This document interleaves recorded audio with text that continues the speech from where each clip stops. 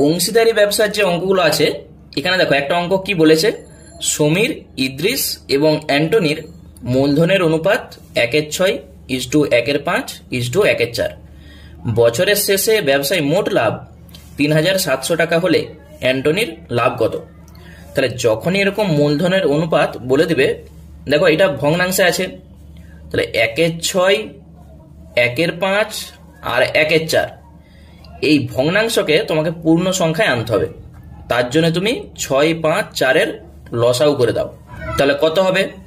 2 দিয়ে 2 3 6, 5 2 2 4। তাহলে আমরা দেখতে পাচ্ছি 3 দুগুণে 6 আর এখানে 10, টোটাল 60 হয়ে যাচ্ছে। প্রত্যেকটাকে আমরা যদি 60 দিয়ে গুণ করে দিই, তাহলে 1/6 গুণিত 60 মানেই কত হবে? 10।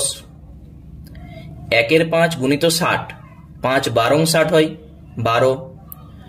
1/4 গুণিত 60, 4 15 60 হয় মানে 15। তাহলে যখন এরকম ভগ্নাংশ দিবে, আগে পূর্ণ সংখ্যায় আনতে হবে।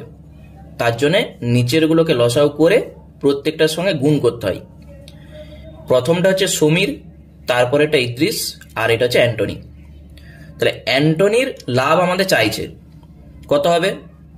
15 এই তিনটা যোগ করো, আমরা পাচ্ছি 37 গুণিত বছরের শেষে লাভ কত?